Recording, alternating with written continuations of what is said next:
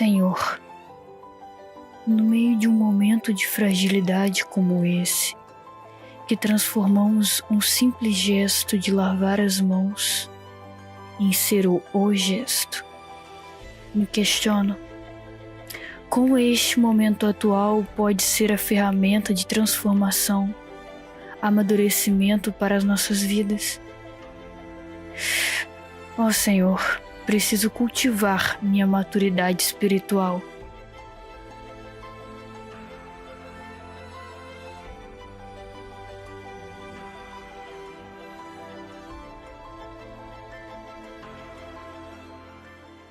A gente tem pensado sobre eu tenho aprendido, lições de Deus em meio à pandemia. Nos meses de junho e julho, a gente tem refletido sobre esse importante tema.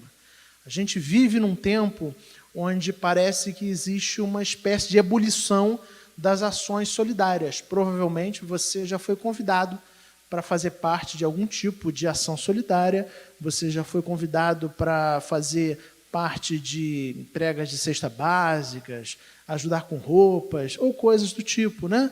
Parece que a pandemia tem deixado claro que a forma de viver extremamente individualista que a gente vinha levando enquanto sociedade, esse individualismo exacerbado, ele não faz sentido, principalmente numa sociedade onde a nossa organização social faz com que as nossas vidas estejam tão conectadas. A vida das pessoas estão conectadas.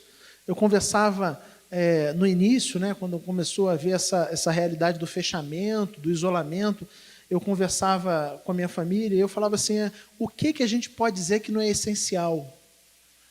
Então você fala assim, o serviço médico é essencial, mas para o médico chegar, ele precisa do automóvel, e para o automóvel chegar, ele precisa estar abastecido, e esse automóvel pode quebrar. Coisas simples, por exemplo, nesse período, eu uso óculos, e graças a Deus eu tenho dois pares de óculos, né?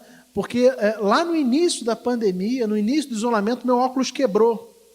E eu sou completamente dependente de óculos. E eu, conversando com a minha família, eu falei assim, imagina se eu tivesse apenas um par de óculos, e eu fosse uma pessoa da área médica. Como dizer que a ótica não é algo essencial? Seria impossível trabalhar. A verdade é que a maneira como a gente se organiza socialmente traz uma realidade de interdependência, onde as nossas vidas estão profundamente conectadas. E a gente parece que nesse tempo está começando a aprender e a entender o quanto as pessoas são importantes. E eu quero pensar hoje com vocês de uma maneira muito objetiva sobre o seguinte tema: eu tenho aprendido a sentir a dor do outro. Cada vez mais a gente ouve sobre as dores das pessoas. Pessoas que perderam entes queridos, pessoas que estão sofrendo com a realidade da Covid, pessoas que estão passando por problemas financeiros. Isso tudo começa a nos afetar, porque um dos sentimentos que acho que é muito presente no nosso tempo é aquela ideia de que poderia ser comigo.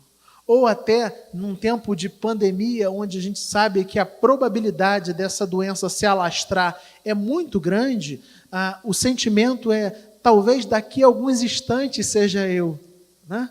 E isso move muito da ação solidária, muito da ação nesse sentido de tentar ajudar os outros, essa percepção de que talvez daqui a algum tempo seja eu, e a gente começa a se colocar no lugar da pessoa, né? E a se preocupar com a realidade das pessoas. O texto que a gente vai refletir hoje é o texto de Lucas, capítulo 7, versículos de 11 a 17. E eu quero convidar você a abrir sua Bíblia, ligar o seu celular, né? Para que você possa acompanhar a leitura comigo. E antes da gente ler, a gente vai mais uma vez orar, pedindo a direção de Deus para esse instante. Lucas, Evangelho de Lucas, capítulo 7, versículos de 11 a 17. Lucas 7, de 11 a 17, onde diz assim a palavra de Deus. Vamos orar? Antes de ler? Deus de amor e de infinita bondade, como os nossos corações se alegram, Pai, por estarmos aqui reunidos em Teu nome. E nesse instante, Pai, nesse domingo, onde a gente já começa a dar passos no sentido de nos prepararmos para dentro em breve recebermos a igreja e termos os nossos irmãos aqui celebrando conosco presencialmente, a nossa alegria é ainda maior.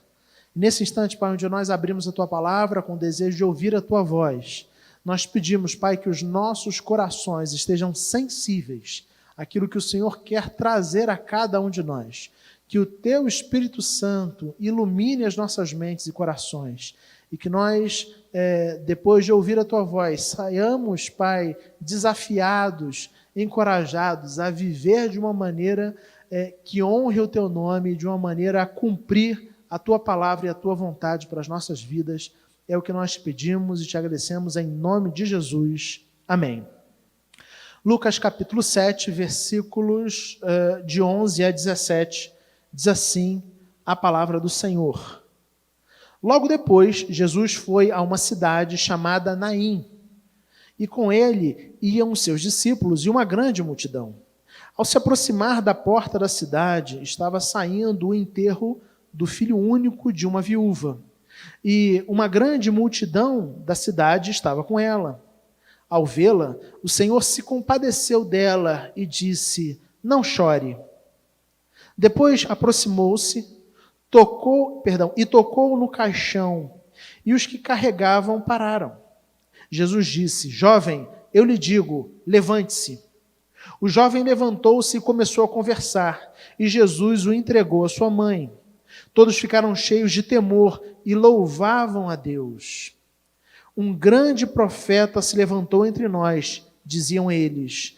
"Deus interveio em nosso favor, em favor do seu povo." Versículo 17. Essas notícias sobre Jesus espalharam-se por toda a Judeia e regiões circunvizinhas. Amém. A história aqui contada, ela só pode ser encontrada no Evangelho de Lucas. Para uma melhor compreensão, a gente pode dividir essa história, dividir essa narrativa em 3 etapas, e que são 3 etapas facilmente percebidas pela gente. Naim era uma cidade extremamente pequena, que ficava aproximadamente a 50 quilômetros de Cafarnaum. Se depois você tiver com a sua Bíblia aberta ou ligada, se você olhar para o início do capítulo 7 de Lucas, você vai saber e vai perceber que em Cafarnaum, Jesus curou o servo de um centurião romano. Então a gente pode dizer que Jesus, os seus discípulos e a multidão que o seguiam tinham feito uma pequena viagem de 50 quilômetros, que naquela época não seria muito chutar, que durou uns 2 ou 3 dias de caminhada. E quando eles se aproximam da cidade, o texto bíblico nos diz que eles se deparam com um cortejo fúnebre. Versículos 11 e 12, vejamos, diz assim: "Logo depois, Jesus foi a uma cidade chamada Naim, e com ele iam seus discípulos e uma grande multidão. Ao se aproximar da porta da cidade, estava saindo o enterro do filho único de uma viúva, e uma grande multidão da cidade estava com ela." Interessante porque o texto não nos fala e não nos dá detalhes a respeito do rapaz e a respeito dos motivos da morte do rapaz. A gente não tem essas informações. Eu acho isso bastante interessante, aí fazendo um parêntese, que hoje quando as pessoas morrem, parece que a primeira coisa que a gente pergunta é: morreu do quê? Antes a gente falar assim, meus sentimentos, né? Essa preocupação de saber a causa da morte está muito intensa nos nossos dias. Mas fechando o parêntese, o texto não nos fala. O texto não nos apresenta qual foi a causa da morte do rapaz, não nos fala absolutamente nada sobre ele. Contudo, nós somos informados que se tratava do filho único de uma viúva. E pode parecer que essa informação seja pouca informação, mas de fato não é, principalmente para o tempo e para a cultura bíblica. Porque a partir dessa informação a gente começa a entender o tamanho do drama e da aflição que aquela mulher estava passando. Primeiramente, seu filho havia morrido ainda jovem, o texto nos fala isso. Além da dor da perda, porque perder alguém é sempre difícil, a realidade do luto é sempre difícil, uma mãe que perde o seu filho jovem certamente sofre muito, sofre demais. Mas mais do que isso, na cultura judaica existia uma ideia, uma concepção de que alguém que morria jovem estava sendo alvo do juízo divino. Por exemplo, Salmo 55, 23, nos fala sobre isso. A ideia de que quando você morre jovem, se você não chegou, da mesma forma como a longevidade era vista como bênção de Deus, uma vida curta era vista como juízo de Deus. Essa é a ideia. Então, além da realidade da dor da perda, ela perde um filho, e um filho que morre jovem, e fica com esse sentimento de que possivelmente estivesse sendo alvo do juízo divino. Mas, além disso, na cultura judaica, mulheres que ficavam viúvas tinham uma vida muito dura. Porque a gente sabe que na cultura judaica, a mulher ela tinha uma vida atrelada ao seu marido.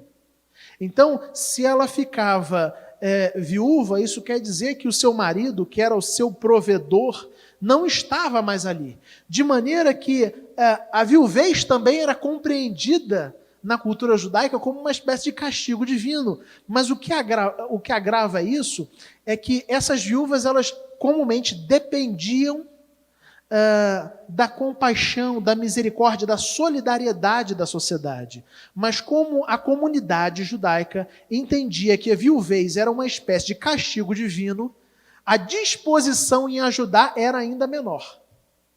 Porque imagina você, como uma pessoa temente a Deus, achando que alguém está sendo punido por Deus, e naquele momento onde você acha que a pessoa está sendo punida por Deus, você se solidarizar com essa pessoa. Isso é profundamente incomum, entendendo e pensando na realidade da cultura judaica. Por isso, essa mulher era profundamente dependente do seu filho. A saúde dela, a segurança dela, o sustento dela dependia então do seu filho. Do seu filho chegar à idade adulta, do seu filho conseguir trabalhar e do seu filho prover o sustento e não deixá-la desamparada. Essa era a ideia predominante na cultura judaica. Uma mulher viúva que havia perdido seu único filho era então alguém completamente dependente da caridade dos outros para sobreviver. Essa é a ideia do texto. 1 Timóteo, capítulo 5, versículo 5, esse eu até anotei aqui, diz assim: aquela que é viúva de fato e não tem ninguém para cuidar dela, espera em Deus e persevera em súplicas e orações noite e dia. Então, entendia-se quem era viúva, não tinha ninguém, estava desamparada, e por isso só contava com Deus. Na ausência do marido, ainda tinha pelo menos os filhos. No caso dessa mulher, era um único filho, porque o texto nos informa que se tratava de um filho único. E esse filho único morre, o que para ela simboliza uma completa tragédia, porque tem a ver com falta de futuro, falta de perspectiva, tem a ver com a ideia de que essa mulher, então, muito provavelmente, ficou numa situação de extrema pobreza. Essa é a realidade de uma viúva que perde o seu filho no tempo bíblico, né? Alguém com pouca ou nenhuma perspectiva, se assim a gente pode dizer. E ainda, além desse drama social, se assim a gente pode dizer, esse drama econômico, além disso, ela ainda precisava lutar com as questões emocionais por ser viúva e por ter perdido seu único filho. Por assim dizer, ficar sem família. Creio eu que, ouvindo isso, você entenda que a vida daquela mulher não estava fácil. Era um momento de profunda angústia, de profunda aflição, de profunda dor.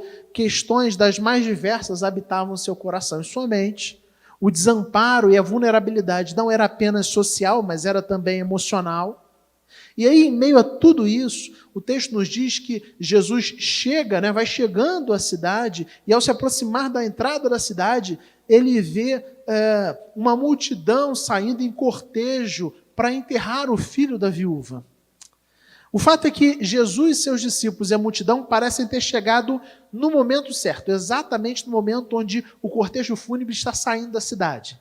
E os versículos seguintes, versículos 13 a 15, são bem interessantes, porque a gente lê assim: ao vê-la, o Senhor se compadeceu dela e disse: não chore. Depois aproximou-se e tocou no caixão, e os que carregavam pararam. Jesus disse: jovem, eu lhe digo, levante-se. Ele se levantou, sentou-se e começou a conversar, e Jesus o entregou à sua mãe. Então, é interessante a gente perceber que, ao ver o choro daquela mãe aflita e angustiada, o texto nos diz que o sentimento do coração de Jesus é de se compadecer. Ele se compadece. Embora se tratasse de uma desconhecida, embora fosse alguém, e o texto não nos fala que essa mulher, como em outros momentos no Evangelho, nós temos pessoas que fazem pedidos, que pedem ajuda para Deus, né? Por exemplo, a filha de Jairo, né? Jairo vai até Jesus pedindo auxílio, dizendo: olha, minha filha está doente, eu preciso que o Senhor socorra. O texto não nos fala que essa mulher tenha solicitado absolutamente nada de Jesus. Mas ainda assim, Jesus se compadece dela. Aquela mulher não tinha pedido ajuda, mas o fato é que Jesus percebe que se tratava de uma mãe que estava sem seu filho, sem futuro, sem sustento. E aí Jesus se importa com essa situação, se compadece, sente a sua dor e dirige-se a ela para consolá-la. E o que ele diz? Não chore. Mas ele não fala isso de uma maneira vazia. A gente vai perceber na continuação do texto que o não chore do Senhor é um não chore que traz acalento e resolução para aquela situação. Porque a gente consegue perceber na continuidade, nos versículos que seguem, né? Versículo 14 em diante, versículos 14 e 15, depois aproximou-se, tocou no caixão, e os carregavam pararam. Jesus disse: jovem, eu lhe digo, levante-se, e o garoto se levantou, né? A gente consegue perceber que Jesus não apenas tem uma compaixão teórica, mais do que simplesmente ter um discurso vazio a respeito de compaixão, como quem diz assim: eu me importo sim, eu me importo. Vá lá com a sua dor, né? Não chore, né? Por que você está chorando? Creia em Deus, confie, né? Como muitas vezes a gente tem essas falas que são verdadeiras, mas vazias de sentido. A compaixão de Jesus não é um discurso ou uma teoria vazia, mas é algo profundamente prático e efetivo. Então, a palavra misericordiosa de compaixão, não chore, ela é logo sucedida por uma graciosa ação de socorro. Quando o Deus Filho, Jesus Cristo, ordena ao rapaz que levantasse. E aí a palavra de vida do Mestre gera vida naquele que antes estava morto. O que o texto nos diz é que o jovem se levanta e ele começa a conversar completamente saudável. Mas eu gosto muito da frase final do versículo 15, parte final, quando nós lemos assim: e Jesus o entregou à sua mãe. Eu gosto muito, eu estava lendo o texto e eu acho essa frase fantástica. Eu gosto da tradução, a gente está lendo da Nova Versão Internacional, na NVI, mas na tradução da Almeida, Revista e Atualizada, assim como Nova Almeida Atualizada, fala: Jesus restituiu o menino, a sua mãe. O fato é que o Senhor devolveu, entregou a sua mãe. O Senhor se compadeceu de uma viúva desconhecida que estava em agudo sofrimento e agora lhe restituiu o seu filho, restituiu sua alegria, restituiu o seu sustento, restituiu a sua esperança. É disso que o texto está falando, é isso que o texto está propondo. Jesus restitui a alegria, a esperança no coração daquela mulher. E aí na continuação, já caminhando para o final do texto, versículos 16 e 17, nós lemos assim: todos ficaram cheios de temor e louvavam a Deus. Um grande profeta se levantou entre nós, diziam eles. Deus interveio em favor do seu povo. Essas notícias sobre Jesus espalharam-se por toda a Judéia e regiões circunvizinhas. A conclusão, ou a última cena da narrativa é exatamente os desdobramentos desse ato milagroso, desse ato gracioso, fantástico de Jesus, de ter trazido o garoto de volta à vida. E a conclusão é exatamente que as pessoas que estavam em volta, porque o texto nos fala que uma multidão saiu da cidade acompanhando a mulher no cortejo, e uma multidão seguia Jesus e seus discípulos. Então era uma numerosa multidão, e agora essa numerosa multidão que presenciou a ação magnífica de Cristo passa fica maravilhada, fica impressionada, e eles começam a glorificar a Deus por isso, eles começam a louvar a Deus por isso. E ao operar esse grande milagre, Jesus deixa claro, já começa a apontar que ele de fato é o Messias prometido lá no Antigo Testamento, o Messias que era tão esperado pelo povo de Deus, o Messias que era tão esperado pelos israelitas. Por isso eles dizem, olha, Deus se lembrou da gente. Porque um grande profeta, eles ainda não têm a clareza que é o Messias, mas um grande profeta se levantou no nosso meio, porque eles se entendem agora como alvo do amor e da graça e da compaixão do Senhor.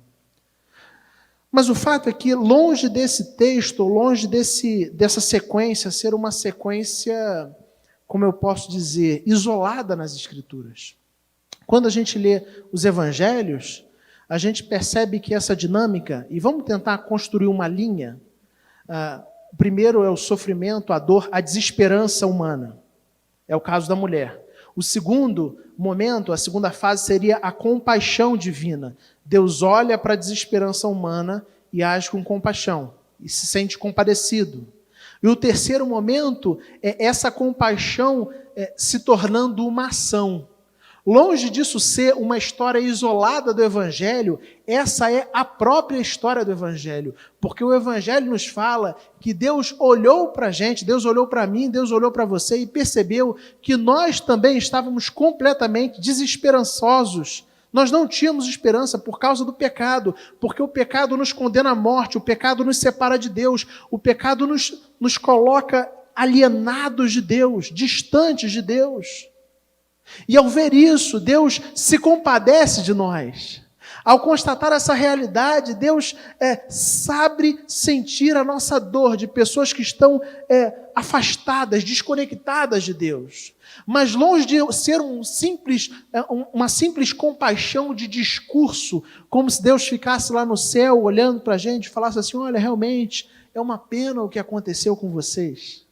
A compaixão divina, ela sempre aponta para a ação. Então, Deus Pai envia Deus Filho ao mundo, para que Jesus Cristo viesse ao mundo e aqui ele vivesse como o perfeito Filho de Deus e aqui ele cumprisse toda a lei que eu e você não somos capazes de cumprir. Mas mais do que isso, para que aqui Jesus morresse na cruz do Calvário, no meu e no seu lugar, por causa do meu e dos seus pecados, para que eu e você que antes não tínhamos esperanças, para que eu e você que assim como o garoto do texto, antes estávamos mortos dos nossos delitos e pecados, fôssemos trazidos de volta à vida por aquilo que Jesus fez. Então, a história da viúva de Naim, ela é um protótipo, uma mini cena daquilo que é a verdade do Evangelho, de um Deus que tem no seu caráter a compaixão, de um Deus que é rico em compaixão, de um Deus que se importa com a gente, e se importa tanto a ponto de enviar aquilo que de mais precioso ele tem, Jesus Cristo, para morrer na cruz no meu e no seu lugar, para que a gente tivesse esperança e para que a gente tivesse vida. Então, avançando um pouco mais e pensando no desdobramento disso, o fato é que nesse tempo onde a gente vive, onde as pessoas, por assim dizer, estão mais sensíveis a essa necessidade ou a realidade de sentir a dor do outro, na verdade, eu e você temos uma motivação anterior à pandemia. E é isso que eu quero mostrar para vocês. A nossa sensibilidade ou a nossa compaixão, ela não deve ser movida por causa da pandemia, porque a pandemia vai acabar. Os números, graças a Deus, começam a diminuir. E aí a grande pergunta é se essa atmosfera de solidariedade, essa atmosfera de compaixão, essa atmosfera ou esse discurso de eu estou aqui para sentir a dor do outro, se ele vai permanecer. Se a motivação era a pandemia, era saber que talvez amanhã seja comigo, com o fim da pandemia acabou também a compaixão. Agora, como filhos de Deus, como discípulos de Jesus, se a nossa motivação é entender que eu e você somos alvo da compaixão do nosso Pai misericordioso, e que por isso nós devemos também ter compaixão daqueles que nos cercam. essa motivação, ela não se finda. A pandemia vai embora. A pandemia passa. Mas, mesmo depois que a pandemia passar, ainda existirão pessoas em sofrimento. Ainda existirão mães chorando pelos seus filhos. Ainda existirão filhos chorando pelos seus pais. Ainda existirão pessoas que perderam seus empregos e que estão passando por dificuldade financeira. Ainda existirá gente que tem dificuldade para colocar comida na mesa. A pergunta é se a minha e a sua solidariedade se findam com o anúncio do fim da pandemia. Se a minha e a sua solidariedade são fruto da compaixão e do entendimento da compaixão que Deus tem por nós e de que, como discípulos de Jesus, como homens e mulheres que estão aqui para servir a Cristo e para representar a Cristo no mundo, se a gente entende que a nossa missão é olhar com compaixão para as pessoas que nos cercam, a pandemia pode passar, mas o meu e o seu coração continuarão desejosos e sensíveis para cuidar daquelas pessoas que precisam ser cuidadas. A minha palavra, então, e a ideia do texto, então, é para que a gente entenda que esse é o grande desafio do Evangelho para a gente nesse momento. Eu tenho pensado muito como pastor sobre qual é a missão da igreja para esse tempo. E assim, sendo bem sincero, irmãos, é verdade que a grande missão da igreja é o Evangelho, é pregar o Evangelho. Mas num tempo marcado por tanta dor, por tanto sofrimento, por tanta gente carente de tantas coisas, o fato é que a igreja precisa estar profundamente sensível à realidade daqueles que sofrem. Primeiramente, daqueles que sofrem dentro do nosso núcleo, dentro do nosso rebanho. E eu acredito que, como igreja, a gente já faz esse movimento, no sentido de cuidar das pessoas da nossa comunidade, das pessoas que congregam conosco. E é fundamental que a gente faça esse movimento, porque primeiro, realmente, biblicamente falando, se os recursos são limitados, primeiro a gente atende os domésticos da fé, aqueles que partilham, aqueles que são nossos irmãos em Cristo. Só que o olhar do texto vai além disso. No texto, Jesus se compadece de alguém que ele não conhece. E mais, ele se compadece de alguém que não pediu nada para ele. O fato é que Jesus estava profundamente sensível à realidade da dor das pessoas que cruzavam a sua vida. Portanto, o grande desafio do Evangelho para cada um de nós nesse dia é para que eu e você, também, a exemplo de Cristo, estejamos sensíveis à dor e ao sofrimento das pessoas que cruzam a nossa vida. Eu quero encorajar você a orar pedindo isso. Senhor, torna o meu coração, torna a minha mente sensível, para que eu consiga perceber as pessoas que são colocadas pelo Senhor para cruzar o meu caminho e que de alguma forma eu posso ser consolo, eu posso ser abrigo, eu posso ajudar, eu posso dar uma assistência, para que eu seja sensível à dor do outro, porque eu entendo que Deus é um Deus de compaixão e como discípulo de Cristo Jesus, eu preciso ser uma pessoa com um coração que transborda em compaixão.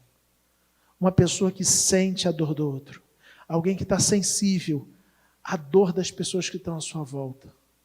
Que a nossa sensibilidade, a nossa compaixão extrapole os limites dos irmãos em Cristo, da nossa família, mas que seja... que se desdobre e extrapole e alcance as pessoas que cruzam o nosso caminho, pessoas que às vezes a gente não conhece, que a gente não sabe quem é, não conhece a história anterior e talvez nunca mais passem pela nossa vida.